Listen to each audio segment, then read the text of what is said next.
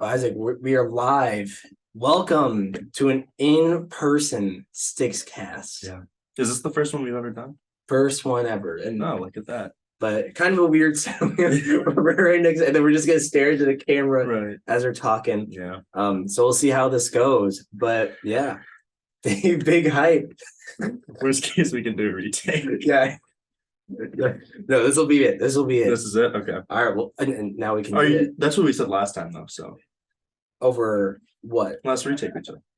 Right. Yeah. There you go. Yeah. Well, a little bit of a meta joke. Yeah, well, let's see, the audience at home won't know. But well, Isaac, welcome back to Stickscast episode 32. 32. Yeah, big 3-2. Big 3-2. Awesome. I mean, and then you're back in Seattle for a week, right? I'm only in Seattle for the day. I'm gonna go up to Friday Harbor for the week. Oh, that's fun. Awesome. I know. I saw a very like Seattle-ish thing where when I was driving here, right? Yeah. And the person in front of me had a God damn, I need water. Had a Joe Biden 08 sticker. Really? Like a Joe Biden vice president 08 or Joe Biden president? I'm assuming president. Like, why would vice presidents don't have like the name and then like the year, right? Because Joe Biden, my parents had a Clinton Kane 2016 post, like signpost, but not normally only the vice president. You're right. Yeah. No, but it made me like that person has gone through like a deep journey, right? Because it's like, hopefully. So not only in 08, right? Every Democrat was like, if you weren't rooting for Obama, like there's barely anyone out there, right? So not only was that man like when that was peak Obama craze, was like, I'm good, right? Yeah. Then 4 years later, like 2012, he's like, damn it, still getting no Joe Biden or whatever. And then 2016, then Joe Biden's still running for Democrat, right? But then loses. And then everyone doesn't want him. Did he run in 2016? Mm-hmm. But then he kind of like stepped out early. I think he was like, I'm good. And then 2020, like no one was excited for him, but that guy was like finally, like it's been 12 years waiting for Joe Biden. Think they're gonna get another one in 24? I don't know. We'll see. I have no clue of who's gonna win. I don't know how you could keep it on your car for at that point, it was 12 years. At this point, it's 15 years. That's a bumper sticker has been on that long. To be a Joe Biden super fan for especially the last 15 years, that's a lot. Yeah. That'd be like for conservative side, I feel like maybe that'd be like having like a Sarah Palin one, right? Because she was running for VP in 08. Yeah. And then she's kind of been around, but like I don't think she's even running for president in 2024. But there's some funny. Have you seen all the Republican candidates for 2024 that are announced so far? Well, I saw Trump, obviously. Yeah. Didn't, right? Who else did I see? I didn't see anyone else. I know that I'm assuming DeSantis is, but I don't think he's announced it. No, he's definitely. That'd be so funny. Yeah, there you go. Well, I don't think he's officially announced it. But because he just won the governor race, right? So yeah. So there's that.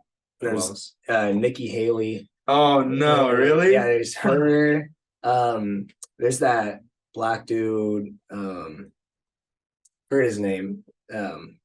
But no, like when it's like, dude, it's a Republican, like high-ranking Republican black guy. Did they run last time? No, so it's not Ben Carson or whatever. That'd be funny. Ben Carson. That'd be really funny. I think he had his fill. Can't believe he got like Department of Housing, right? Yeah, he was Department of was it Urban Development or Housing? Because I would understand like a healthcare position, Yeah, I know. He is a doctor. I know he got neither of those. So, and then those are the only ones. I think there's maybe one more that's like announced, but here I can just look it up. Yeah. But live research on the podcast. Oh, we could do we didn't even think about like Burundi.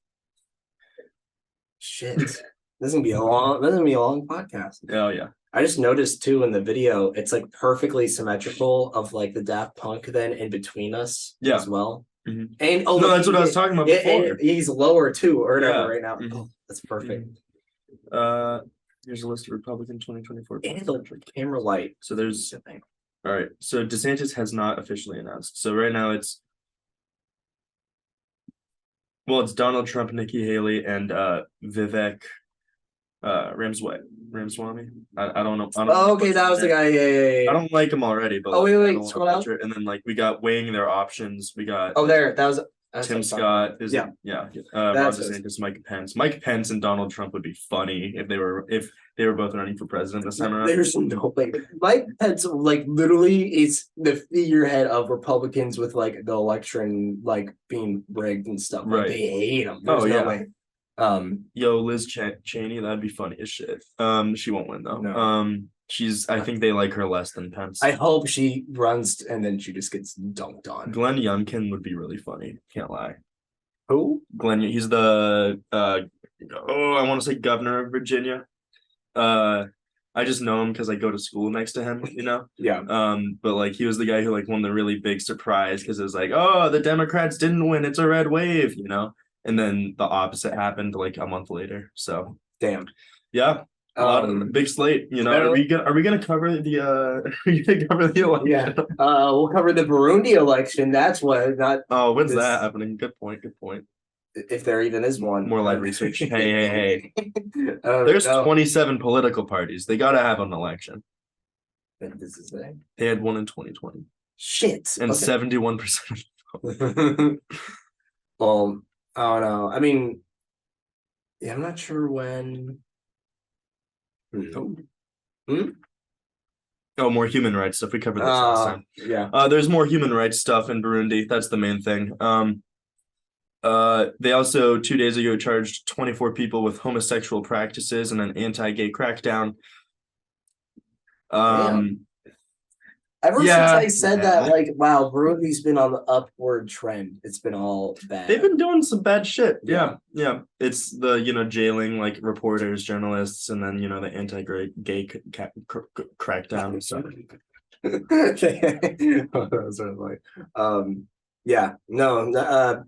Maybe we'll boycott Burundi news until they get their act.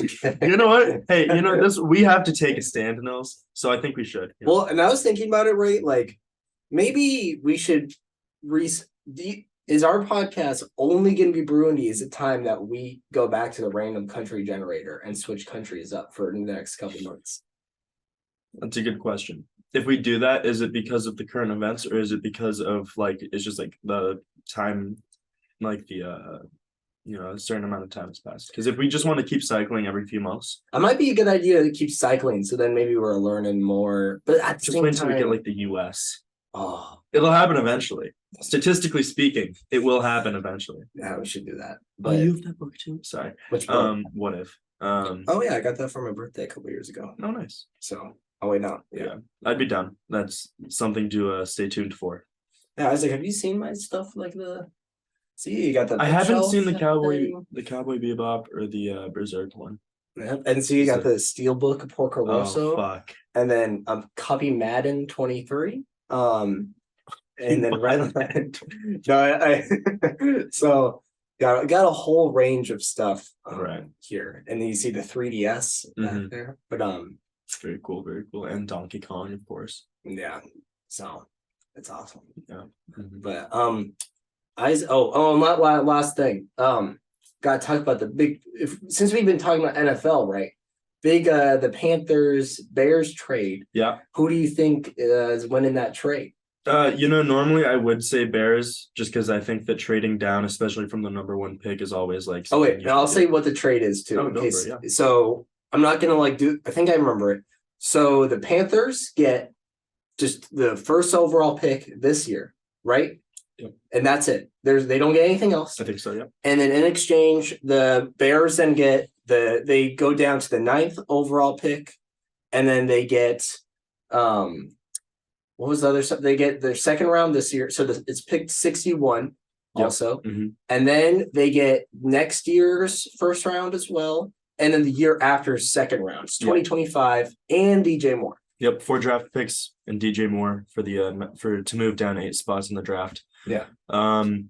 You know, it's gonna suck having to play DJ Moore, but I think it's honestly a toss-up. I think it depends on who they draft. I think if they draft like CJ Stroud, I think the Bears probably did a good job. Because that's the big rumor right now. Wait, say that?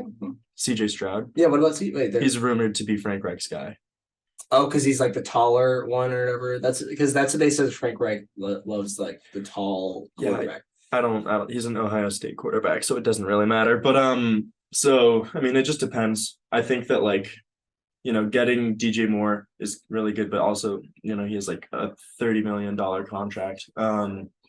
30? No, he has like a close to 20 a year contract. It's not the worst. It's not the worst, but especially if Justin Fields plays to his potential, then DJ Moore would be definitely worth even more than that contract. Right. So we'll see. I think and the Bears don't need a quarterback, so good move for both teams. Yeah. So although the Panthers are good. And it's even better for the Seahawks. It's closer to getting one of the defensive linemen or the big Will Anderson, yeah. No, we'll take Jalen Carter. I know all other teams are too scared to take Jalen Carter. We're gonna get him. All right. Yeah. Okay. He might.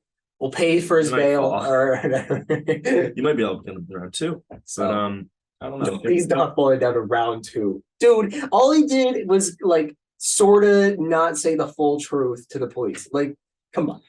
It's not like players have gone away with much. It's not like a Joe Mixon or a Tyreek Hill. Like, this is literally just they didn't say. It just wasn't the best response to the police, but it's fine. It's Jalen Carter. Like, he was like the highest prospected like edge rusher, right? Okay. Yeah, I think. All right. Yeah, that's a good point. We'll see. So we'll see. I'm excited for the draft, though. It's gonna be a good time. I'm ecstatic. This is the first time I get to see it like a top. Now it's a top 5 pick that the Seahawks have. Yeah. Yeah, it's not even theirs too. That's the best part, right? So this is what a time to be alive. And then we have to pick 20 after to for too. Mm-hmm. Maybe that's when you get him. Dude, that'd be insane if we got him. But all right, Isaac, we probably should start with the movies now. Are you sure? I could keep going on about the NFL. I mean, let's see. Maybe let's one more big NFL. Aaron Rodgers being traded to the Jets. Oh yeah, it's like most likely. Yeah, it just depends on when he wants to retire.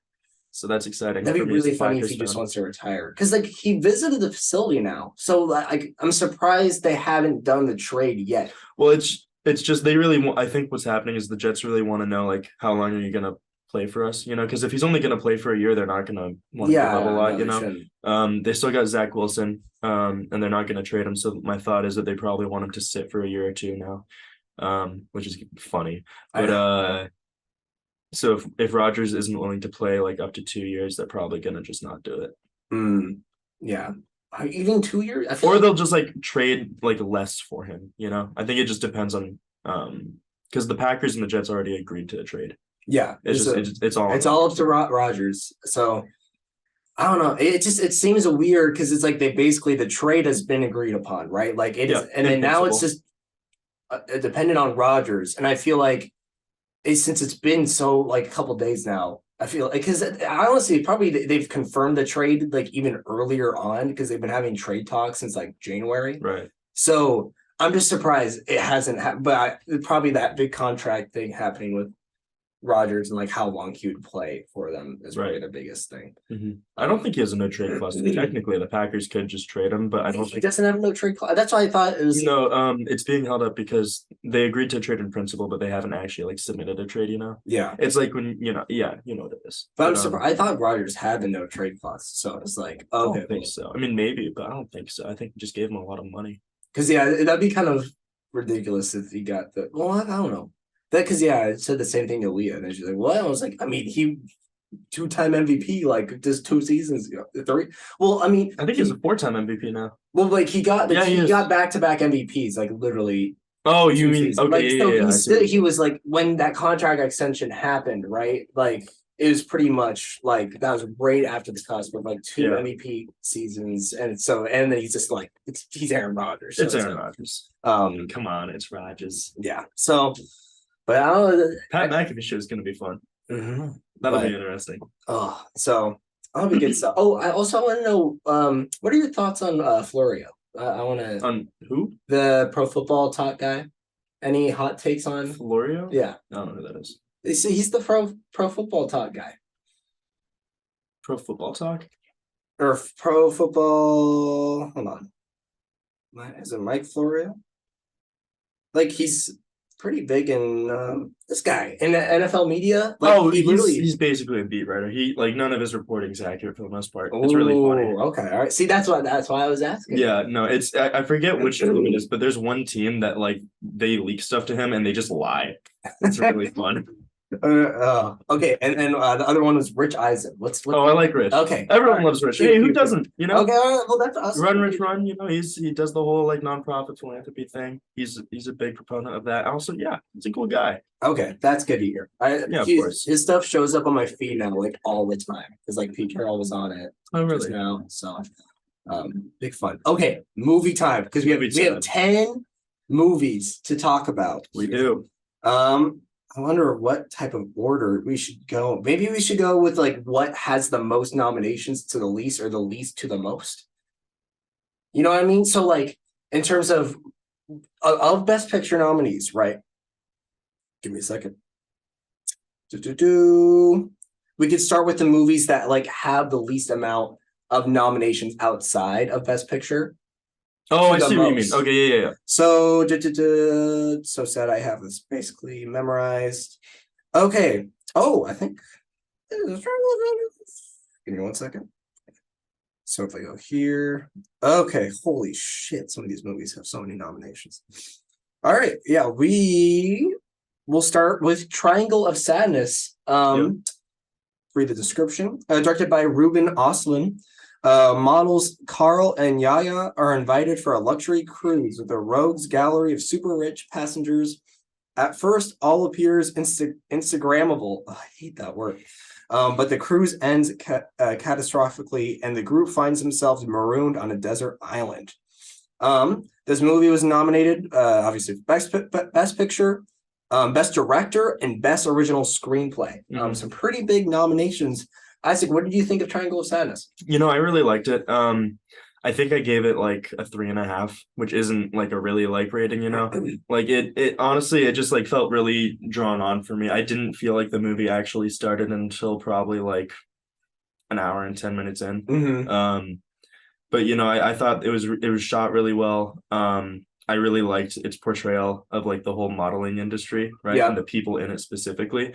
And then there was that thing with the hand grenade designers, and they just got blown up by their own thing. I loved that. Yeah. But otherwise, I don't know. I think it struggled with pacing. It was good though. It was a good time. How about you? I mean, so because like especially when you're talking about like the structures, right? Right. I've heard so many people have different takes on as to the structure because it's very like it's even labeled like chapter 1, I think, or part 1.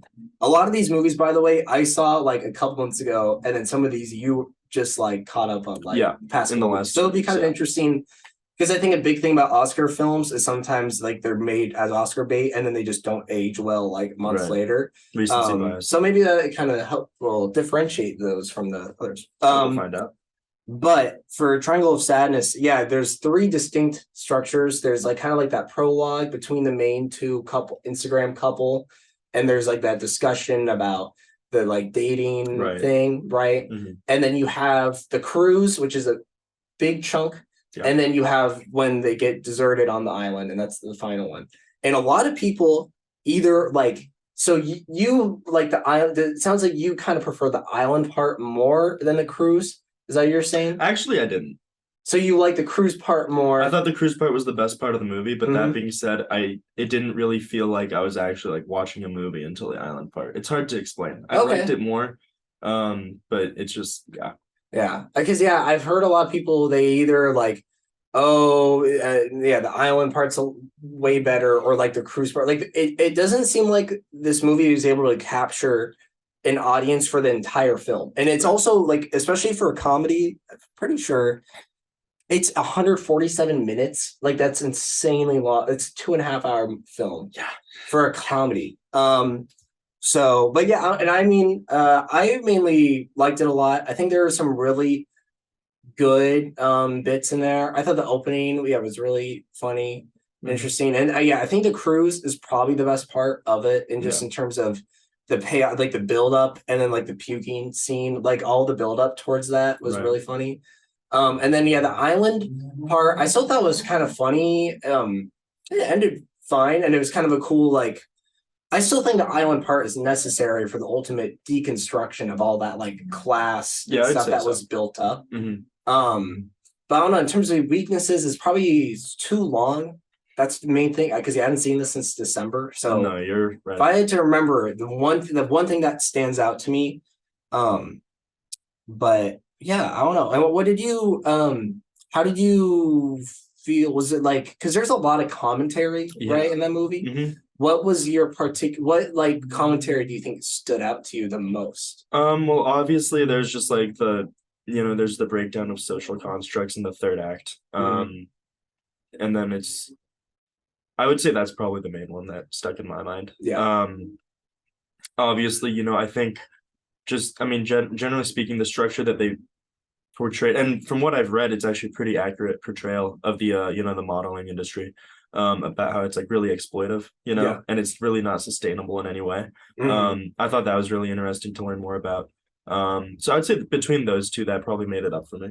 Yeah, no, and especially the actress because clearly there's that supporting actress you kind of barely see in the first half of the film, and then she ultimately becomes like the leader of that, right? And it's like, oh, the person that has the means of labor then is rewarded and that, I don't know, that actress really stood out to me. I don't think, I'm kind of bummed. I don't think in Oscars she got nominated for supporting actress, but some other awards she did, and I actually really like. She deserves it over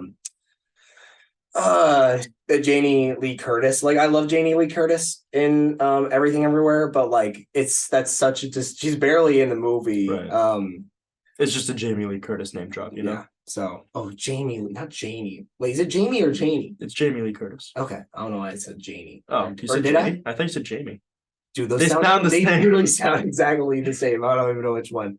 And then before we move on, do you think for their 3 noms, do you think any of those they'll win in? I think director could make it. Yeah, I think I'd have to agree.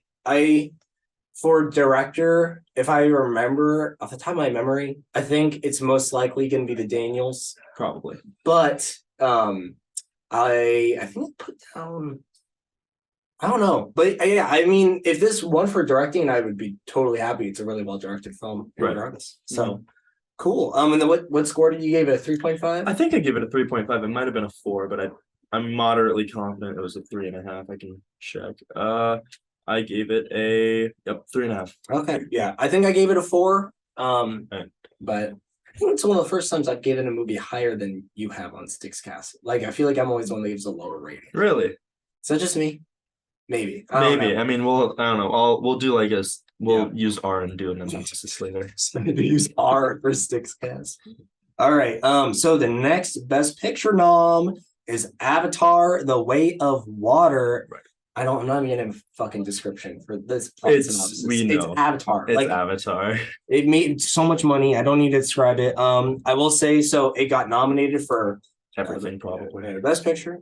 And then production design, visual effects. That's it. So, yeah, Isaac, what did you think of Avatar: Way of Water? Oh, I know this is a controversial opinion. I really liked it. I think, if you're looking at specifically what it's probably, I would assume visual effects is a lock. Production design, probably up there. It's close. That one's funny to me because, like, production design, I think maybe in terms of like what they did digitally and like probably the equipment they used to set up all the VFX probably warrants a production design. Right. But when I think of production design, I think like stages, like, physical. So no, that's fair. That might win though. It just depends the criteria they're going for, because maybe realistically, like the technology for that production design was so sophisticated. Yeah, but I mean, we all saw it. I think they had too much motion blur, but other than that, it was really just beautiful. They did it. Yeah. No, if you go back and watch it, every time they move, there's like a huge blur, and it's just annoying. Well, because you saw, like, we talked about it, right? Of like the frame rate thing. Yeah, I don't know why they did that. They did that in order to avoid people from noticing but instead it was so noticeable. I was like, oh shoot, it switched over to the Xbox like One rather than Series X. Like, the frame rate was getting rough. But yeah, I really liked it. I mean, like, what did you think of, like, obviously going from like the first one back, like, like 8 years ago? Yeah. They obviously like switched up like the entire environment. They were like, okay, we're gonna base it like on beaches and in the water. What did you think of like the really like I guess biodiversity? That was sorry. I'm gonna try. I forgot I've gotta charge my phone for work. That was my favorite part of the entire film. Yeah. I think that's what carried it. I'm probably not as big a fan as you were. I still had a good time. I still thought it was good. But like in terms of, I thought like the story itself was a little meh.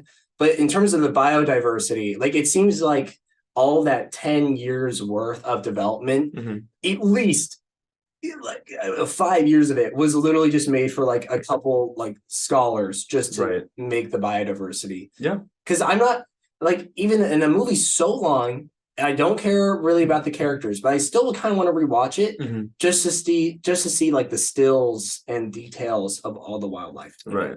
I don't know. What was your favorite like creature?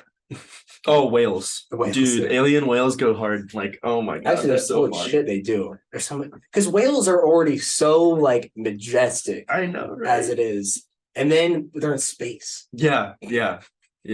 God. It's the best, absolutely. Although I really didn't like I don't know if I would call it a cameo. Who's the lady who from The Sopranos? Who was it? I really didn't like her character. Yeah, like it really just made me angry every time like she was on screen. Like I love the actor, I love The Sopranos, but like every time I forget what position. I'm just gonna say general. I'm gonna assume that's the position. You're right. I'm pretty sure she was general. Right. Like I just hated seeing that. They just got I know it's like the main point of conflict. They gotta just get rid of the people in the movie. They just got to get rid. I don't want to see humans, right? That's true. I don't know. Yeah, that'd be cool just to see an Avatar that there weren't humans. Right. Because think about it. Like, obviously, the main plot point is like colonization, right? Yeah. Very bad. We saw like they're literally just like taking all the land, chopping all the trees down, and then just making like a big concrete city. Awesome. That's cool. You can not show that on screen and just focus on like the super diverse like ecosystem that, like you said, they probably spent years making. So that's my hope for the next like 4 of them. But. Well, especially because if there's 5 movies, right? And so we've had 2 of them now, and both are like, oh, humans bad. And well, it's true. Yeah. Well, yeah. And like, even like it's very like on the nose in terms of like how humans are impacting. Like you have the whale scene, which I actually still really liked, or whatever, of them like hunting and stuff like that. But since there's like 5 of them, maybe let's now take a break. And you can go back to it in the like ending films, but maybe like the next movie coming up of really focusing in on just like that. Yeah, but they're not doing that, because then there's the buildup of like oh god, I forgot everyone's name, but Jake Sully. Jake Sully's such a generic name. That's why. But I remember. Yeah, that's why it's memorable, right? Fuck, you're right. I don't know. I think, and last thing, because I think some people are like, oh, Avatar best pick, like a lot of like film people. But it's like, I think a big thing, and I like this movie in terms of writing, nothing that special, but I think what was so powerful about this is that for years upon years, people were like, Avatar, like who cares? Right. And this movie successfully brought back that hype. And now it's like, there's still, it's not a perfect, like not everyone loves it, but now it's kind of gained status as like a respected franchise again, and people are excited for it after such a long wait and hype for it. So I think that kind of still warrants a Best Picture nomination. Right. I definitely agree. I think it deserves a Best Picture nomination. And like, I have a lot of like controversial views on like, oh, like what really should be eligible to not just be nominated for, but to win Best Picture. And like normally I really am anti like action films, winning Best Picture, just because I think it's like a substanceless genre, really.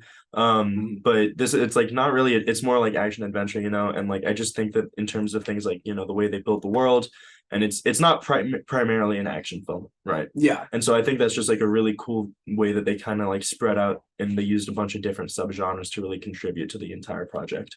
But that's what I'm thinking. Like for example, I think Top Gun Maverick should not be Interesting. Yeah, it should not be nominated. I disagree, but Really? I think we'll talk about it when we get to it. No, of course. Sorry, getting ahead of myself. No. So and then what score did you give? I gave it a 4. 4? Okay. Yeah. And I gave it a 3.5. All right. So we're flip-flopped. Wow.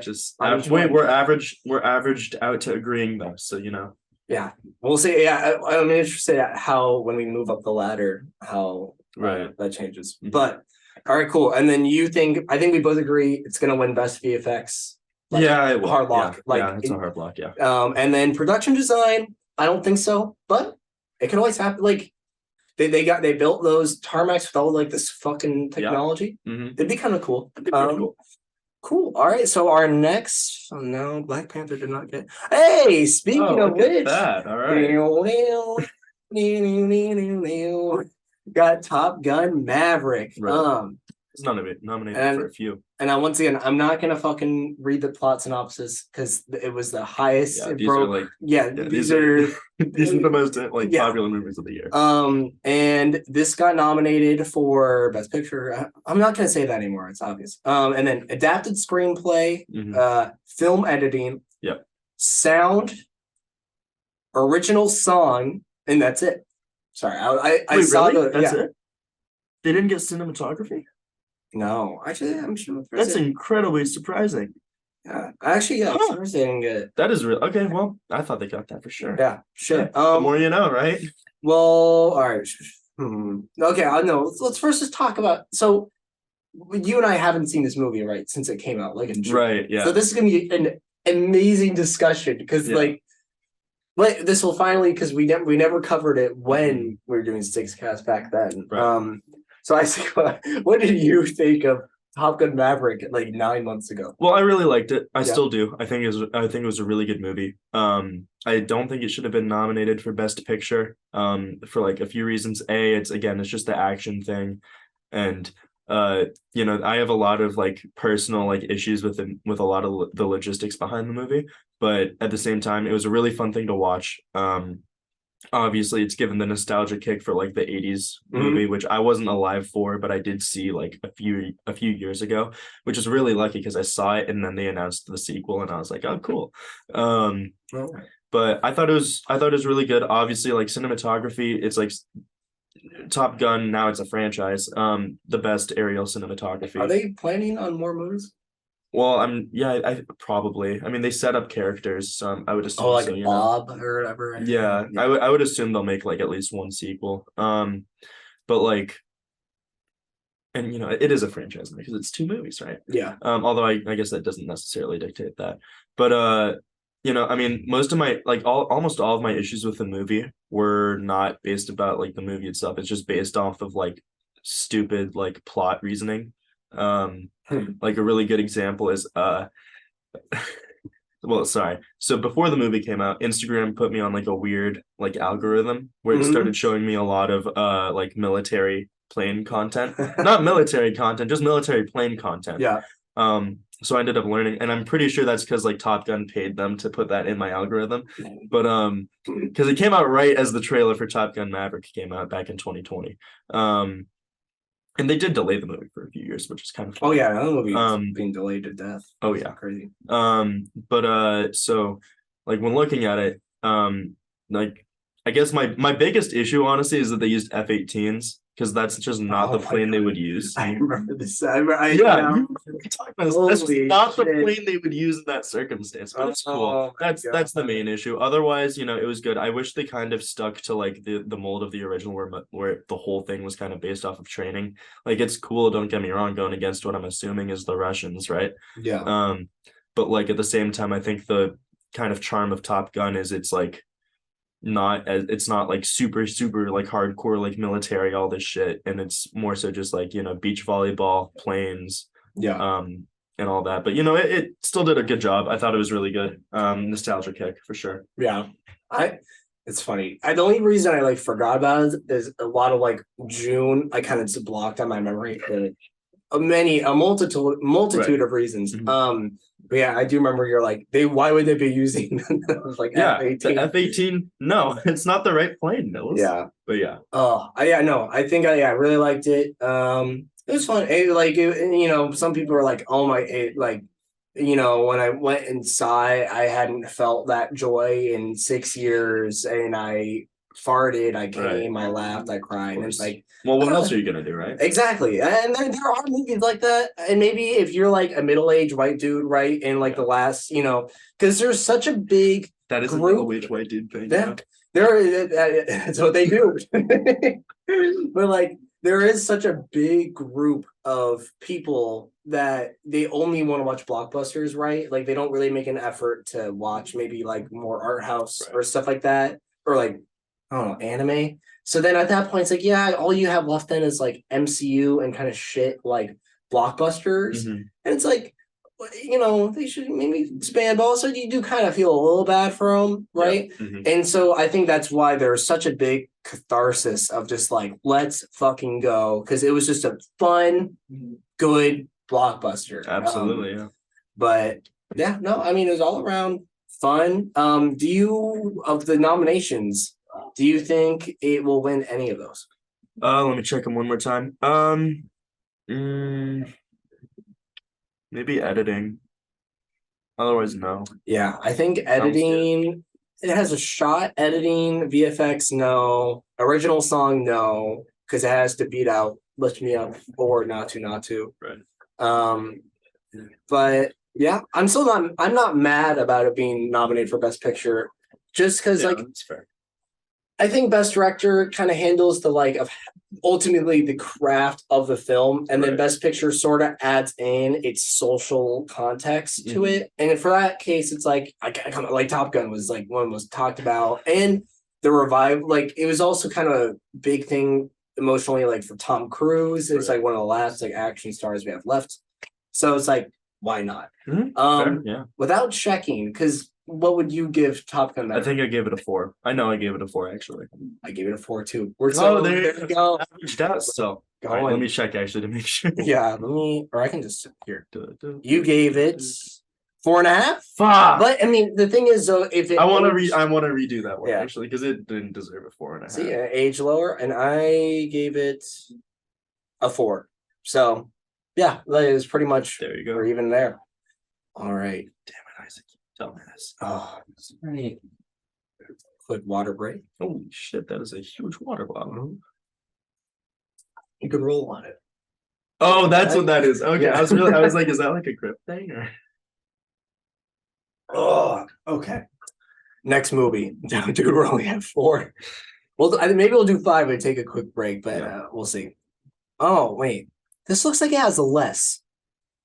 All right, it's just the same. There's just less names. All right. Our next film on the list is Tar. This one I'll give a synopsis for. Yeah, go for it. It's directed by Todd Field. The film, set in the international world of classical music, centers on Lydia Tarr, widely considered one of the greatest living composer-conductors and first ever female chief conductor of a major German orchestra. And this got nominated Best Picture, Director, Lead Actress, Original Screenplay, and film editing. I'm interested of how we'll talk about this film, only because. So, did you go in this movie blind? Like, okay, so I did too, and I think that really helps the case, definitely, of the enjoyment experience of it. So I don't really want to spoil it, but there's really not much else to talk about. But I don't know, like, what did you think of it? I thought it definitely wasn't like a fun watch, but it was a good watch, if that makes sense. Oh, totally. Because obviously it's dealing with like super serious topics, and I don't want to spoil too much, right? Mm-hmm. But like I think that like at the same time, I think it was really like a lot of bleak humor, which I loved. Yes. And like especially the ending. Yeah, that was really funny. It was so out of left field. Right. Yeah.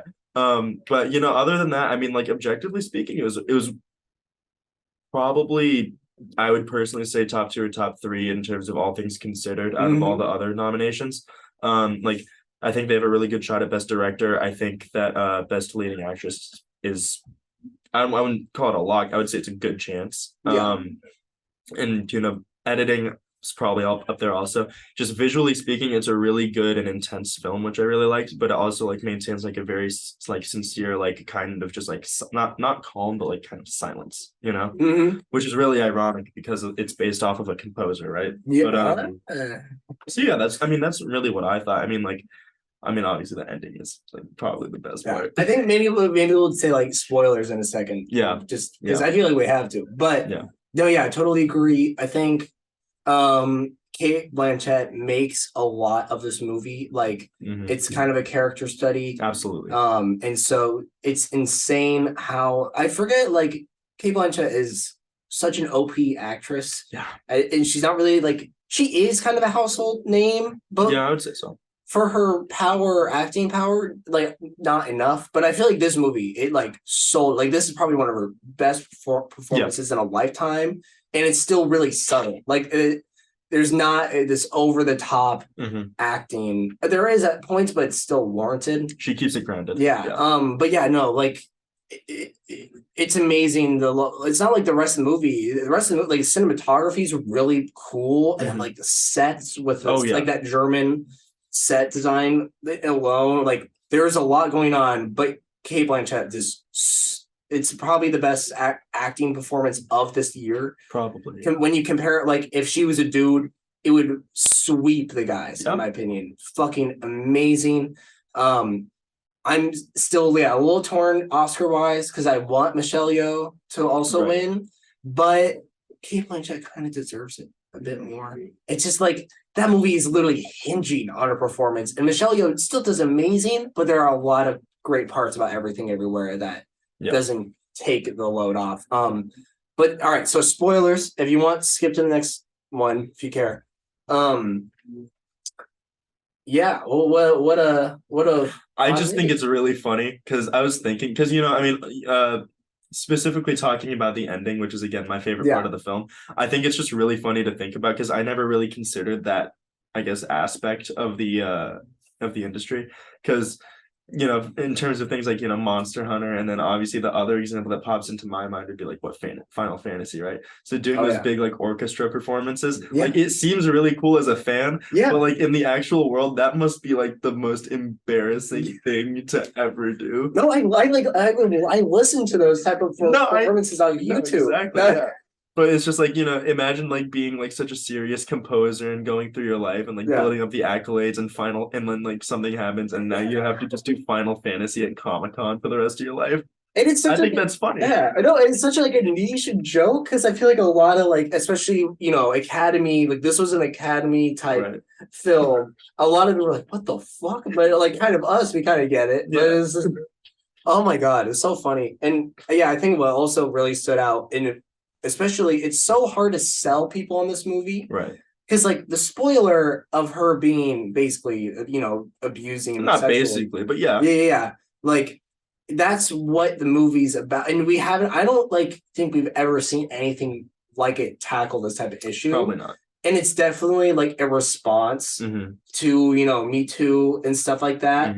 And it's so crazy that this is like a Best Picture now when it's literally addressing stuff that like the Academy condoned, like of the culture for decades. Yeah. So very meta. Yeah, that's why it's so cool. It's up there. Right. But it's so hard to sell people on it because otherwise it's like it's a it's once again, it's also that's my one weakness is that it is just really fucking long. I think it's also 2 hours and 40 minutes. It's pretty close, selling someone on like Academy 2.5 hour film. It's just hard. Yeah. At the same time, I think that I think you said it well. Yeah. Thank you. I would definitely agree. I think that going back to the length of the movie specifically, because obviously normally it's like, okay, so this thing's like 2.5 hours. I don't want to sit down for 2.5 hours and watch a movie, right? That being said, I think with this movie, I think they did it really well because they very much, I think the pacing in this movie was probably the best out of all the nominations, in my opinion. It was very consistent. And obviously consistent doesn't necessarily mean good, right? Yeah. But it was very just it didn't feel like they were taking a lot of escalatory measures, if that makes sense. And they were still finding ways for it to be like really tense at points, which I really liked. That's true. Yeah. Well, so what did you rate this film? God, I really want to say 4.5. I think I rated it 4.5. I think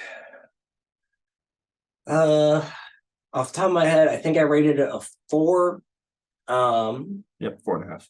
Okay, yeah. I think it probably in over time now, it's aged for me really well. So probably it's closer to the 4.5. Right. I think why maybe I gave it a 4, which still means like it's great. It's just it was so long, so maybe I just thought there may have been some filler that just wasn't necessary. Right. With a lot of these movies, since they're all over 2 hours, right? It's really difficult to like normally, especially with the whole recency bias. Like if you're rating it right after, if it's like a really drawn out movie, yeah, I get it. So, and then do you think did I ask any of those you think it will win? I think Blanchett has a pretty good shot at best leading actress. I don't think it'll win original screenplay. But I think if it was like last year, it could. Yeah. And I don't think they're going to win cinematography. I don't think they're going to win Best Picture. I think Blanchett's going to be the only one out of it that really. That's probably the realistic. It'd be so wild to win Best Picture. There's no way. It wouldn't. Even I loved it. I would say that's probably, in all honesty, that's probably my favorite movie out of all of these. Yeah. But like it doesn't deserve it. Yeah. That's why it's like people are like, oh, Oscar's stupid. But I probably wouldn't have seen this movie if it wasn't for the Oscar buzz it had. And I'm really glad I saw it now. All right, on to the next movie. The Fablemans, another 2.5 hour film, baby. Yeah. This film, I'll describe it. Oh god, fuck off. Capture every moment. Directed by Steven Spielberg, a coming-of-age story about a young man's discovery of a shattering family secret and an exploration of the power of movies to help us see the truth about each other and ourselves. This movie got nominated for Best Picture, Best Director, Best Actress, Supporting Actor, Original Screenplay, Production Design, and Original Score. Oh, fuck off. I got original score. Fuck you, John Williams. God, retire. God, of course you got. All right. So as you can tell, this one isn't our favorite Best Picture nominee, right? Yeah. So Isaac, what did you think of The Fablemans? I think I'll say what I gotta say, but I know that you have more to say than me, so I'm gonna keep it a little brief. Okay. I mean, like, I get it. He wants to make like Spielberg wants to make like, the like, hey, like, this is like my story, right? And like the beauty of film, right? And how much it means to people. But like at the same time, I think that's like also one of it's all right. It's a cute movie, but it's 2.5 hours. Yeah. And it could have been like a 15-minute short, right? I think it was like a super douchebaggy like film to make. Like because he's like, oh, look how much my work means to people. I matter, And I really just disliked that whole part. And then it was 2.5 hours, and like, it's cute. It's a nice movie. I think I gave it 2.5, which was being generous, frankly speaking, based on how much I hate it. Yeah. Just like the concept behind, not even the movie. The movie was fine. It's just the concept behind it. Oh, totally. But yeah, I mean, I just was not a big fan. What was your least favorite part? God, dude, this movie fucking pissed me off. It's like, it's not even bad. It's just fine. Yeah. And then it's literally just because Spielberg's attached to it. Right. And I get it. People are like, oh my God, it's so cool. We could see Steven Spielberg make a film about like how film impacted him. But it's the most generic way you can fucking sell it. Right. Like, oh, wow, my life impacts the way I make art. Oh, it's what art reflects our lives. It's like, that's crazy. Yeah, and I think my least favorite part is honestly, I don't want to be a hater, but the acting in this is fucking stupid. I don't think people like kind of just ignore it, but like, oh, I can't. Okay, like, so I'll start with the easy one, the dad, right? Paul Dano. He's cool. I think if I talk to him, I like him in movies. I liked him in The Batman. Mm-hmm. I know, and then I like him in Swiss Army Man. But he got a particular tool set. Right. This just wasn't it. Right. His whole performance is, oh, what a splendid time. Like if I had to do an impression, it's right. To play the piano. It's just so fucking infuriating. God, I feel like your energy towards this film then multiplied my anger. Because I wasn't this angry after the film, but when like talking about it just It's bad. The energy that oh my god. It's a huge negative influence on my life personally. And then the mom, it's just weird. I just like, what the fuck? And then it's like, I got a monkey. And it's like, oh my god, I miss Benny. And then Seth Rogen is a home wrecker. I'm like, what? That part I liked. I like that. I like really funny. Yeah, no, this movie was annoying. It was like an okay movie too. That's the worst part. It's just the like, not, I guess you can say the message behind it. I just don't like how he was like, well, I mean, I already talked about like how it's like, oh, this is my work, right? Yeah. But like at the same time, like I also think he's like really lazy and he wasn't really creative with the movie, in my opinion. No. It's like, hey, how are we gonna like show like that film matters to this young guy? Oh, he's gonna be a filmmaker. Yeah. Oh, and they did it. All right, that's it. But I just think it kind of lacked creativity, which was kind of, and again, it wasn't bad. Like, it's Spielberg. You can't really go wrong, right? But like, it didn't feel like they really like. I mean, obviously he cared, but I feel like no one else cared for a reason, I will say, I'll be nice. I'm gonna say like one good thing besides Seth Rogen. You won't. I will. I'm gonna say it.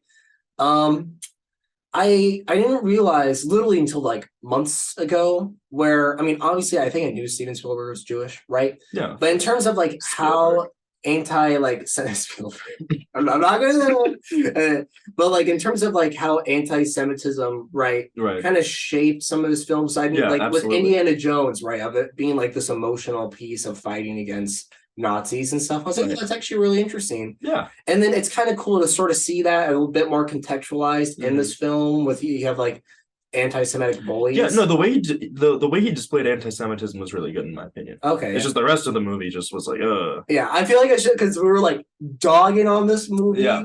It has its good parts for sure. Yeah, absolutely. And especially with like where the climate with like anti-Semitism now. But I was like, I probably should say something because it was just so it's kind of not weird, but I don't know, with the terms of like this movie coming out now and then the past kind of, Kanye just had to fuck shit up. But how funny it would have been if Kanye didn't do that for another 6 months and I don't know how they would feature him in this movie. That would be really fun. Oh my god! And what if the Kanye kept? Oh, okay, it's the Oscars, right? And then Kanye was one of the kids, right?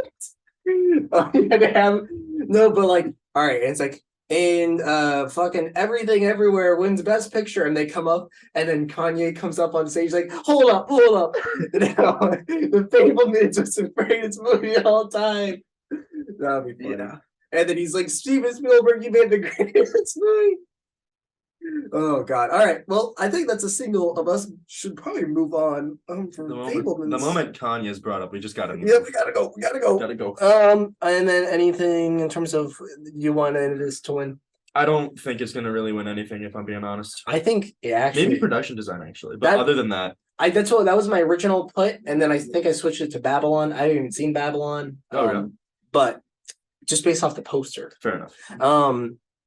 Steven Spielberg might win Best Director. That would make me really. There's a big possibility. No, it's like the type of movie that someone would win Best Director for, But that would make me really mad. And it's really funny because they interviewed like the people in these featured films. They interviewed Spielberg, and he actually gave a very like heartfelt and beautiful answer of like what his favorite movies were from the Oscars. Right. I'm sure he's a really nice guy. He's a good guy, I'm sure. Yeah. I'm just, as like a filmmaker, I'm just not a big fan of his. And when it's a movie just about him. Yeah. So you said 2.5, or I think I gave it 2.5. I gave it 2.5 as well. It's consensus. It's all consensus. Right. So clearly we're right. On to the next movie. We got Elvis. I'm not gonna fucking describe Elvis. It's a movie about Elvis. And more importantly, Elvis's manager. Oh yeah, that's okay. Actually, that's true. It's not just there's some more to it, and it's directed by Baz Luhrmann, who you and Zach really liked from Romeo and Juliet. Mm-hmm. Very specific style. Interesting, great movies. Yeah, and honestly, it helps because it's just like we were getting into this. We were tired of the same old like biopic about the music person. Yeah. At least this was done by Baz Luhrmann. Yeah. And I think I'll get into it later, but I think that kind of helped it. But This movie is nominated for Best Picture, Best Actor, Film Editing, Cinematography, Production Design, Costume Design, Sound, Makeup, and that's it. Yep. Isaac, what did you think of this movie? Again, I'm not really a huge fan of is it biopic or biopics? I say biopics, but I'm gonna say biopic just to even it out, because on average, really I'll go for it. I will. Here, let me move central. All right. So, shit. All right. So when talking about the Elvis movie, there's obviously a few aspects you have to contain. First, Austin Butler. I probably a lock for Best Actor, I would say. I think so. It would be really funny, right? He had the Elvis voice like a year after filming. So like it would be really cool if Brendan Fraser won it. And I kind of sort of maybe see that, but knowing that I don't think he's attending the ceremony. Mm-hmm. This is honestly Austin Butler. I think he did good. He did fine. Mm-hmm. Of all the Best Actor nominees, I think he was my least favorite of the picks. Okay. So we had Brendan Fraser, then we had Irish guy. Colin Farrell. I think. Oh, that was really good though. Yeah. And then there's two more. Paul Mescal from After Sun, way better than Austin Butler. I still need to watch that one. That honestly is probably, if not, that's probably the best performance of those that deserves it the most. I would say so, yeah. But I doubt it. I like Colin Farrell's though. Yeah, and that's also it's a biopic about Elvis. Yeah, man. And so Colin Farrell's, his is also leagues. So those two are like leagues above the rest of these performances. Right, I would say so. I still like Brendan Fraser's performance, but it just wasn't. It was just fine. It didn't. No. It was a great way to come back. Yeah. At the same time, like it, Anyways, so did I cut you off about Elvis? A little bit, not much. So good actor, like really good actor. Definitely doesn't. I wouldn't say deserve Best Actor, but at the same time, he had the Elvis voice for a year after, and it's an Elvis biopic, so I would assume that he's gonna win. I think that it was really interesting to see. Because we weren't alive. At least I don't think you were alive. Nope. When Elvis was a thing. So like it's really interesting to see kind of like his a bunch of the influences he had, and then how he was just like sent to Vietnam, especially, and all that fun stuff. But I also think it highlighted a really important part of the music industry that not a lot of these biopics really highlight. At least the ones that I've seen. And obviously like a big factor of it is how like it just like kind of breaks you down, right? And it's like, hey, I'm exhausted. And that's how a lot of them fall into like drug-related habits and stuff like that. Like what happened with Elvis. But like just seeing like very specifically like how he was taken advantage of. And I mean, in my opinion, never really like received justice or anything. I think that was really just a unique way of telling the story from like a third person's perspective, right? Mm-hmm. So I really liked that. That being said, tired of biopics, but what did you think, generally speaking? So I'll hop on that. I think the framing is one thing that really helps this movie, right? In terms of it stand out from the rest. It's kind of an interesting narrative device. So I like that a lot. And then I think, did they get nominated for Best Directing? It didn't. Wow. That is surprising. That is surprising. So the first half of this film, I surprisingly loved, because I'm not a big fan about. You want to switch seats? No. You sure? We still have 4 movies. No, I look tall as shit, man. Let's do it. Yeah. All right. Yeah, that's right. But I can tell it's like starting to wear on you. Oh no, we chilling. But in terms of, so I really fucking hated Baz Luhrmann's directing in Romeo and Juliet. Hey, I thought it was like peak Gen Z like attention like span, like it just awful. And Elvis, for the first half of this movie, it was awesome. Yeah. I was having an amazing time. It's interesting. My background with Elvis was for junior year in high school. I went to like the South to like look at the history of blues. Was that when you went to Alabama? Yep. Oh, yeah, gotcha. Barbecue and civil rights. Right. Big 3. But one part of it is that we went to the Elvis's home that's in the movie, right? I forget what it's called because it's literally a whole theme park, right? It's huge. But I think it was kind of interesting, and so I did all that, and they don't really talk about it because Elvis has a really interesting history, right, with the race, in terms of adopting Black blues music. I'm not going to get into that whole can of worms. Well, he stole it. He stole it. But I'm at least really happy that when the first half of this movie showed a lot of his relationship with like the African American blues and music scene, which none of his theme park really ever showed. Yeah, and there's really not much, and so it was really interesting seeing, even though he stealing it, it's really cool to see how they edited it with him, like at like a church, whatever those are called. Then with like his dancing, right, and it was so energetic. It was awesome. And then halfway through, the movie kind of ignores that, and then it goes into like when he's stuck right in the casino, and it kind of turns back into just like a normal sort of boring biopic in terms of it goes back to being a lot more formulaic. Than that first half. I think that's fair. Yeah. Do you feel that, or I don't know? No, definitely. So yeah, I had a fun time, but then the second, it's also like 2.5 hours, like all these movies. And so I just kind of got tired. I think in my review for it, I said like I had a blast, right? And then I went to go get some water.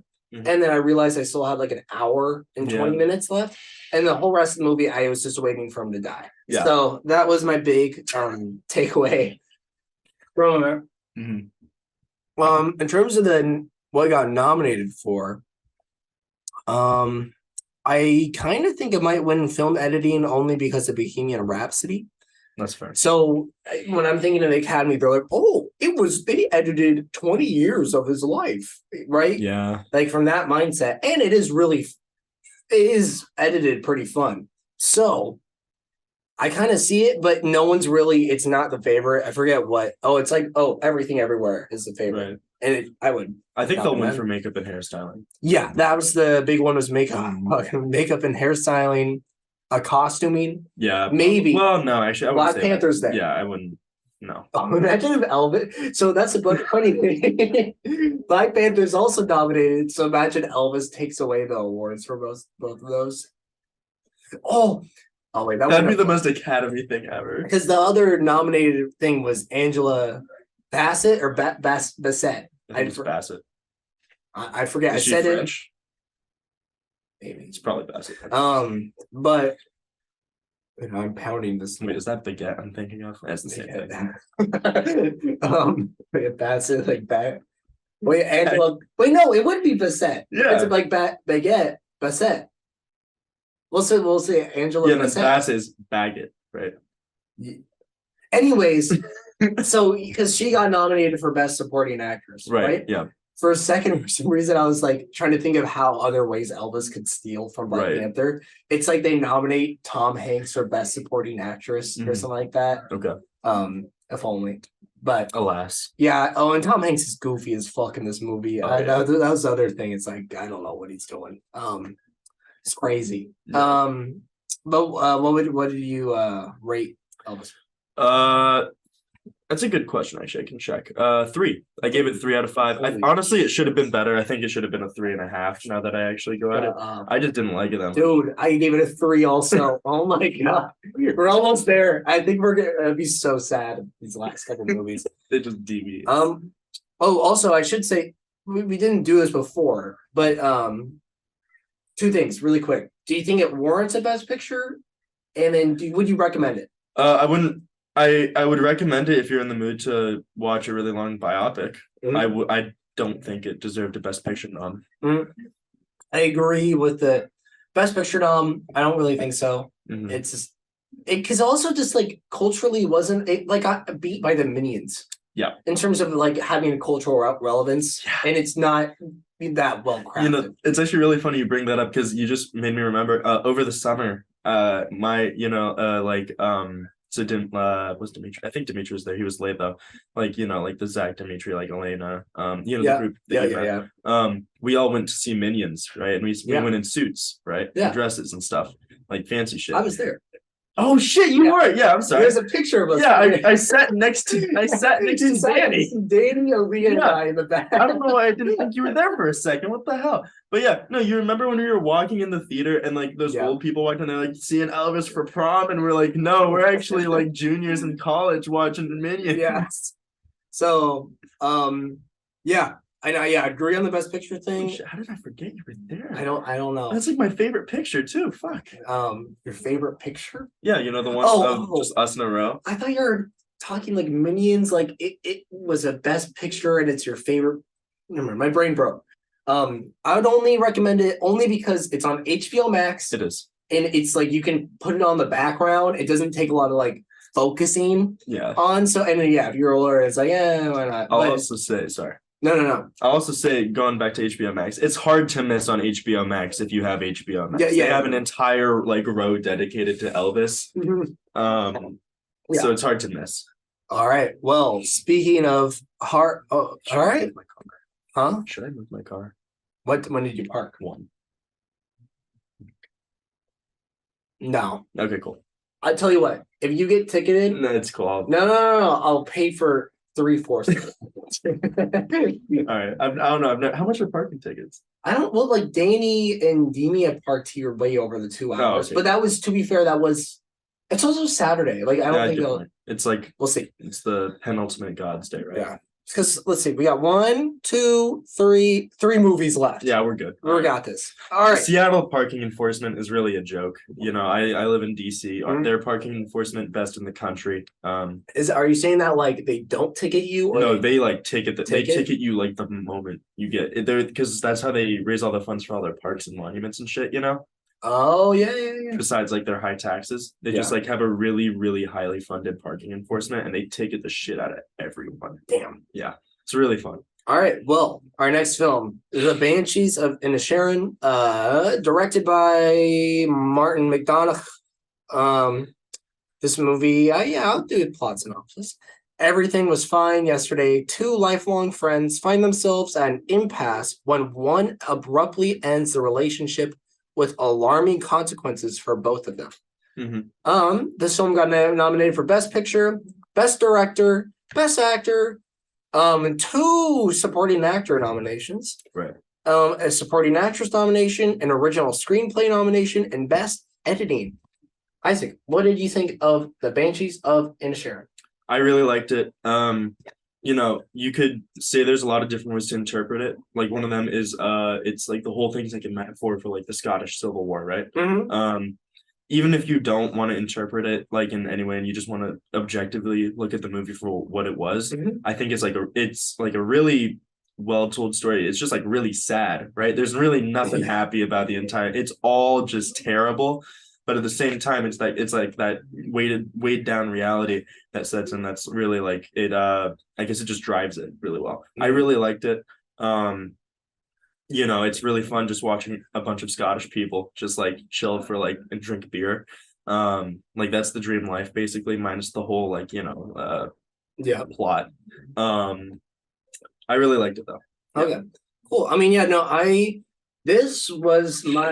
this movie has grown on me so much over time. I still really liked it when I first saw it, and this has aged the best of all Best Picture nominees. That is actually, I absolutely agree. In terms of, sorry. No, it's done. Okay, because in terms of just how much I loved it and how well it's like tight it is in terms of being written. This is also, let me double check.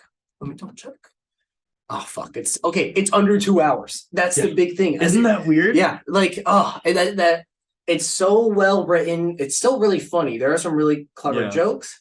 And I'd agree with like in terms of it's emotionally so heavy. I think in some parts. I'm not going to get into the gritty of it, but I don't think. But there are in terms of like the friendship dynamic. There's some parts of them like hits a little too close. Fair. So in terms of that, I was like, fuck, because I saw this by myself at a theater. Oh yeah. And I was like, oh, you saw it in theaters? Yeah. And I was so happy I saw it. But yeah, and then we talked about earlier, but like Colin Farrell is such a good acting job. Very much so. I was gonna ask in terms of, and then of any of the nominations, which ones do you think it would win? Not should, but I know it should. Colin Farrell should win Best Leading, in my opinion. I think that supporting actor they probably got to unlock for K. Kwan, the Everything Everywhere guy. No. I'm trying to remember what the guy's name from this is.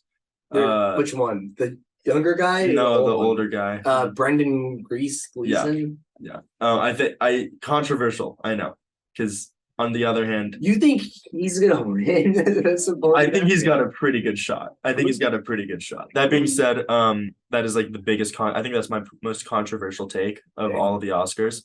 I don't necessarily think he should again, but I think that he's got a really good shot because at the same time, his character, in all honesty, isn't really supported. It's very much so like a kind of a co-lead. Yeah. I saw that was similar a couple years ago with Judas and the Black Messiah. Have you seen that? No, I haven't, but I saw the Oscars. And they gave both Daniel Kaluuya and the other guy, like they're basically both just leads in it, and they both put them as supporting actors, and it's like they should just be leads. Yeah, they should. But sorry, back to you. No, I mean, like, just generally speaking, it's like a really, you don't really see a lot of movies that's just like all just like super depressing, right? Yeah. And I think that, mixing in like the really dark humor of it all at the same time while taking it all, and I think that presented a really good just opportunity for them to really just make like we're not friends anymore. Why? Well, I just don't like you. And then they just made that for almost 2 hours, and it worked. Yeah. It worked. That's the most surprising part in my mind. But I mean, yeah. I think this was in my top movies of last year, I think. Oh yeah. But yeah, I've noticed I've really liked comedies and stuff. So fun movie. What did you rate it, or what would you rate it? I think I rated it a 4. Okay, fair enough. I think I initially had a 4, and it's now raised to a 4.5.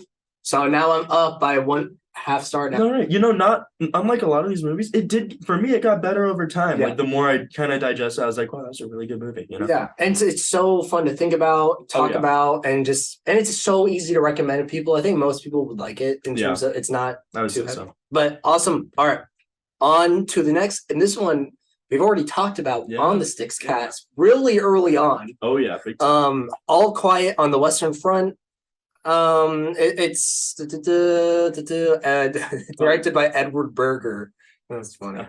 A German film, so this is an international film. Paul Baumer and his friends Albert and Mueller, egged on by romantic dreams of heroism, voluntarily enlist in the German army. Full of excitement and patriotic fervor, the boys enthusiastically march into a war they believe in. But once on the Western Front, they discover the soul-destroying horror of World War I. Yeah. I see. Oh, wait. We gotta say its nominations. My bad. So this one's a fucking juggernaut of nominations. Oh, yeah. Best Picture, Adapted Screenplay, Cinematography, Production Design, Visual Effects. That's so many names I worked on it. Original Score, and International Feature. Yeah. So I think we talked about it. I remember on the Stickscast a while ago. I think we kind of that one we were a little bit different on. I think you liked it a bit more than me. I think so. Sorry. Continue. Oh no, you're good. How do you think it's aged over time for you? Honestly, I don't think it really has made much of a difference in terms of how it aged over time for me. I like you said, I really liked it just out of the gate. And there's a few reasons behind that. So personally, and obviously having more time to reflect on why I really liked it's really cool. I still like it the same amount. It's obviously like it's a war document, not a documentary. It's a war. God, I don't want it's because it's based off of the book. Yeah. So it's I don't know. It's like events, whatever. Yeah, it's okay. It's like running off the salary, all that nice film. Oh yeah. But so what I really liked about it is it really took like a different direction in terms of other movies from the genre, right? Yeah. So obviously doing like a World War film of any kind with Germany is like tricky, right? Yeah. But I think that like just the approach that it took, and like, yeah, so there's like, you know, all these people were literally like, it's just fed a bunch of propaganda.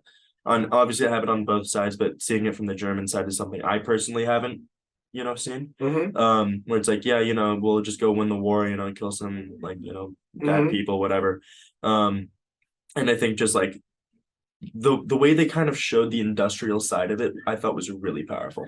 I thought that was opening with the uniforms. Well, that was a part of it, but just like in general throughout the whole film, like just like the like mass troop transit. And obviously it depends on your definition of industrialization, to be fair. But yeah, that's like the main one. And then, you know, like just based on like everyone did the same thing at the same time, and it was just terrible for everyone. Again, it's a movie where just like the whole thing sucked, except for like some very small bright parts. But yeah, I really liked it. Really liked it. I like the industrial part aspect, to be honest. I think that's my favorite thing that you said about it in terms of, because I didn't really notice.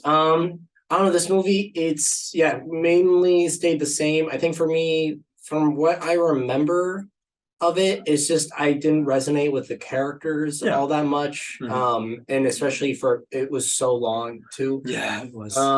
So I don't know. I was and now because it got nominated for so many things. So now I'm not like rooting against it, but it's creeping into Fablemans territory for me, where I'm like, okay, let's calm down. Right. And I'm now a little worried because war movies fucking just go through town. And we like literally a couple years ago saw 1917, right? Which was, once again, 1917, good movie, but that like fucking swept awards. And I'm just like, and then really cool outfit still. Yeah, and I don't know, like literally 2 days ago, I watched Stanley Kubrick's Paths of Glory. Oh, really? And that's also about World War I, but it's a very different take on it, where it's kind of opens the same, right? Where it's like, oh, this war sucks, right? And they're just and this general gets promoted, and then he's like, just go in, right? But it's on a much lower budget, and so like there's like a fourth of it or third of it where it's that, and then they're all dying, and they decide, fuck it, we're not gonna charge in, right? And then the general's like, I'm gonna send in missiles on our own troops, so they get out, and they're like, no. Right. And so then the rest of the movie is the general being mad at the troops for not going in and wants them executed. And that's the whole rest of the movie. So it shows like the silliness of war, and it's sort of a comedy or whatever. And for me, I like that version of World War. I don't know what my brain would just like that more. So sorry, long ramble. What of all these nominations do you think it should win? Probably production design. I would say that's the safest bet. Yeah, I think that's why I shifted mine to production design. Yeah. I think you can make it. I don't think score under any circumstance. Oh my god! Because there's like. That's what I was thinking. I was like, what score besides that? Then, like, you know, cinematography was pretty good, but like again, it's very similar to what we've seen in the last like 5 years, especially with 1917. I think it'll probably win, to be honest. So get ready. Yeah. That being said, like seeing a war movie that's like notoriously anti-war, I was a big fan of that. But like final thoughts, like, I mean, you got any final thoughts? Let's follow through with do you think I like how we kind of forgot about it. Do you think it deserved the Best Picture nom? And would you recommend it? I don't necessarily think it deserved a Best Picture nom. That being said, I do think it's important to have at least one international, you know, picture be nominated, because it's stupid if you assume that like all the best movies come from America, right? Yeah. That being said, like it's a war movie, like we get it, like and especially, you know, like there's only 2 world wars, I get it, but there's a lot of other wars you could do stuff off of. Like for example, I really want to see, like they actually made one a little bit earlier this year about the Korean War. I would love to see a Devotion movie. I would love to see like a boots on the ground movie about the Korean War, because I don't think I've ever even heard of one of those. But like it's World War I, it's trench warfare, you know what you're getting, like it's pretty straightforward. Speaking of Isaac, have you seen the new Jake Gyllenhaal military movie? No, what? Oh my god, he's making a new military movie? It's the most propaganda thing of all. So here's the whole Jake thing. Gyllenhaal in the military is propaganda. It's the Iraq War, or no. It's what's 2001 Afghanistan, Desert right? Storm. Desert Storm, yeah, not Desert Shield, Desert Storm, right? So Jake Gyllenhaal's, doing his thing, shooting the Taliban. Oh no!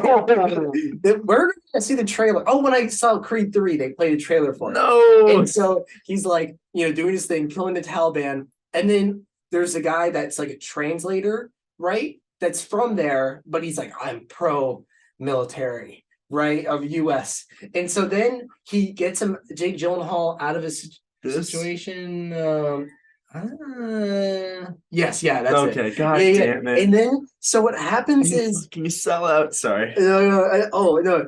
And so then he's like, gets him out, right? And then a big attack. Oh, yeah, that was a big thing, right? So they get ambushed. And it's only the translator and Jake Gyllenhaal that survive. And then Jake Gyllenhaal is all injured. So the translator like pulls him by a wagon to save him. And then, so Jake Gyllenhaal goes back home, right, with his family. Right. And then he hears news that the translator has gotten captured by the Taliban. And he's like, I need to go back and take him out of that shithole country. They say that in the trailer. And then Jake Gyllenhaal goes on like a solo quest and takes down the Taliban all by himself to rescue him and his family away from their horrible country. And then it does a classic scene. Every military movie now does it, where the guy's like on the computer, and then he has it's only daughters on the Skype or whatever, and like things fine down in the Transformers movie. And then he's just like I'm glad I'm doing this for Mike. It's like, dude, you don't need to go. Like, just stay home. You fucking. And so he's like throwing grenades into like Taliban tanks. Isaac, you might have to see it. No, I have to. That's the worst part. I know I'm gonna see it. Like, I don't know how I feel about giving money to watch that, but you have to watch it. That's like the ultimate white savior complex movie. That's the most white. They're having Jake Gyllenhaal fight go on a solo mission to fight the Taliban to rescue a translator who saved his life is the ultimate white complex. No, he's literally like, I have to get them out of that hellhole. Oh, so. Anyways, great. Yeah, and then back to All Quiet. I would say, if you're interested in the World War I movie, watch it. I think maybe you can make the case for Best Picture of it. Maybe in terms of having an international film there. No. And then, I mean, this is kind of stupid because, like, I don't know, in the time we live in, there's a war always happening, but like. With currently like the Ukraine-Russia war and stuff with a European conflict, right? It's kind of relevant. Yeah, I would say so. And also, I will say, lastly, I think that another aspect of the movie that I really, really liked is they showed just like the parallel stories of like the soldier's perspective versus the diplomat perspective. Yeah, that's which I really like because obviously you have the people who are living it and like, no one wants to be here, no one wants to do this, we don't want to do it, they don't want to do it, right? There's like no reason for this war to happen at all. And then you have the diplomats on the train eating like 5-course dinners and they're like, listen, we'll lose like another 40,000 by next week, but it's fine because we'll save like a little bit of money. Right? So I think that's like a really, really good thing to really put in. It's an anti-World War movie. I'm a big fan. And what did you rate it? Or what would you I think I'd give it a 4. Oh shit. I had to have a 3.5. Wait, let me make sure. Because it's kind of like a low 3.5. Oh, yeah, 3.5. All right, it's tied up. Yeah. This is it. Last film on this list is Everything Everywhere All at Once. All right. This is your movie, Nils. This is my movie. This is your movie. Nominated for Best Picture, Director, Leading Actress, Supporting Actor, Supporting Actress, Supporting Actress, Original Screenplay, Film Editing, Costume Design, Original Score, Original Song. So. It's a mouthful.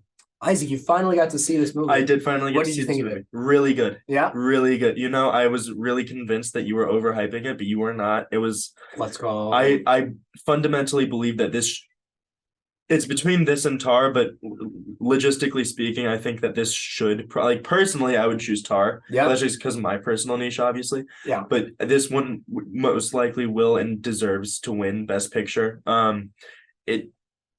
It was just, I don't know how else to say it. It was phenomenal. There was really nothing I can say bad about it. I rated it 5 stars, like immediately. It didn't really take a lot of thought. But this is your movie. So why don't you tell everyone what you thought, Nils? I mean, at this point, I think it just was an absolutely perfect movie for 2022. It's perfect for the Best Picture spot. Everything's great about it. Only thing maybe is like it's more somewhat underwhelming because I saw this movie in March of last year and had been advocating for it like over and over and over. Right. And so I'm just like, now I'm just like, oh. Well, now they're making the award sweep, you know? Yeah. Well, and so I'm great. Some of these awards, the nomination, are like, does there really need to be 2 supporting actress nominations for this movie?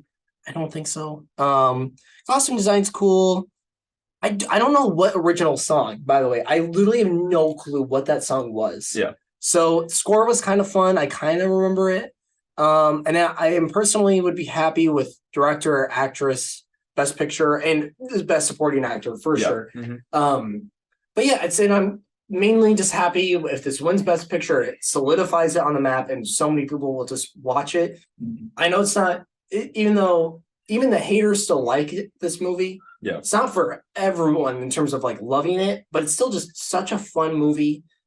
And yeah, I gave it 5 stars too. So we ended up at the same. We ended up at the same amount of stars. I think so. Because it balanced out because you had Banshees. I think actually, I feel like All Quiet on the Western Front might have tipped us a little bit, but yeah, no, for the most part. Well, because Banshees, I went a half star higher. Yeah, and then you went a half star higher on All Quiet. So okay, cool. Ties back up. Gotcha. Oh, that's cool, actually. All right, yeah, we did. That means you're right too. Holy shit, we fucking Oscars are tomorrow, and then we'll try to keep this short because you got to part and I got to go to work pretty soon. Yeah, still bounded by capitalism. God, yeah, of course. But Isaac, overall, watching all these best picture takeaway of the nominees, what was your biggest just kind of takeaway if you had to have? I don't know if I really have a takeaway based on the specific movies. This is the first time I've ever watched all of the nominees for a given year. So it's a really cool, experience. Yeah. I got to space it out more next time. But I thought it was really interesting to see just like, because especially with Best Picture, you get a lot of different types of movies, which I really liked. Yeah. And it was just good time. Yeah, I would say this is such a better year to do it than last. I did it last year, and a lot of the movies were kind of similar, and they just weren't as fun because kind of COVID impacted it. I think this is kind of wait. Oh my dude, we didn't talk about women talking. Fuck. Oh, that's such a bad look. Oh my god. Okay, I knew we forgot. Okay, let's go really quick. Oh, no, we're going quick on women talking, and that was a really good movie. Fuck, dude. That's a fucked up thing. It's because it only got 2 nominations. Well, hey, listen, we're men. We shouldn't be talking about the movie. Exactly. You're right. Really quick. Women talking. Yeah, a group of women in isolated religious colonies struggle to reconcile their faith with the string of sexual assaults committed by the colony's men. It got nominated for Best Picture and Adapted Screenplay. Isaac, what did you think of Women Talking? I think it'll win Best Adapted Screenplay. I think it's better. Yeah, it was really good. Really good. God, the writing was so good. Yeah, obviously, personally, I would have just killed the guy personally. But I guess you got to do what you got to do. They took the high road. But I thought it was really powerful, and it's super interesting to see just because I've never been Amish. I don't know if you've ever been Amish. It's really interesting to see just how different communities react to these really just horrible things that people do, right? Yeah. And really just how how it was institutionally I guess made possible. And I mean, yeah, it's really interesting to watch. Obviously, completely another movie that's just completely depressing, right? Yeah. It's very. Yeah, I don't know. It says a lot. Yeah, but at the same time, I think they did a really good job showing a lot of different aspects of their lives and specifically how they decided to change it. Yeah, right. I'll say, I'll keep it brief for mine. My take is the last time a film like this stood out to me in terms. This is just like 12 Angry Men, but I think it's done even better, and it's that same level of power of how engaging dialogue and editing can be. Right. When movies just complete dialogue. I don't know. The only thing that I don't think I gave this a perfect score is that I hate the score. Yeah. I fucking hate it. It's the most classic, art house, generic thing. They made an Amish movie. I get it. It works for the film of it's not supposed to look happy or it's supposed to look kind of dreadful in terms of cinematography. I still kind of found it a little bit ugly in terms of presentation. Mm-hmm. I feel like it could have been done a little better. So, what did I rate it? I rated it 4. It's closer to 4.5 for me. Yeah. What did you give it? I think I'd give it a 4. Okay, yeah. I mean, it's an amazing film. I would honestly. Let me check actually. I'm really happy this was a Best Picture nom. If it wins Best Picture, that would be kind of baller. That would be pretty cool. But oh yeah, you gave it a 4. Yep. Oh, it's still evened up. Still evened up. Imagine if women talking just completely did it. But women. Damn, that's such an awful look that we fucking forgot about. We talked more at the Jake Gyllenhaal argument. Yeah, we talked about Jake Gyllenhaal more than women talking. But yeah, all right, and I'll say my final takeaway. Going back to what I was saying, is this was like honestly probably one of the most perfect like Best Picture nominees in terms of the range of what it has. I think it showcased a great amount of from like impactful of the big box office movie blockbusters to like women talking, which is an art house, and so I think it really encourages a wide range of stuff. And Isaac, I'm glad you watch. I'm grateful you came here. Grateful you had me. Thank you. Yeah. Well, I think that's about it. So Isaac doesn't get a ticket for parking. I don't see one yet. Oh, you don't see it? I think I've never gotten one, so I don't know how to look for one. There's nothing. They'll be on the dash. Yeah. But any final thoughts? No, I really got nothing. How about you? Oh no, I don't. Come on, you can edit it out. Yeah. I was just gonna say Mario Kart Wave 4 DLC is amazing. Oh really? Yeah. Hey, that's good to hear. Actually. So, but yeah, and shit. Oh, dude, if you get that with the booster course, so there's 48 base tracks, and then it adds another 48 with the booster course. So, and it was Mario Day. So the game's on sale, which Nintendo games are never. It should be. So Mario Kart should be on sale. And then if you get the booster course, it's only $25, which for all those tracks. You got to do it. That's a good deal. That's a good deal. And Nintendo games never go on sale, like you said. So. Yeah. But yeah, let the best film win. I don't know if that's going to be the case. I think. Yeah, I don't know. Oh no! If the Fablemans wins anything, I'm gonna be sad. I also forgot I'm gonna be listening to Jimmy Kimmel for 4 hours tomorrow. God, for the third time. But when's he gonna stop? He'll never stop.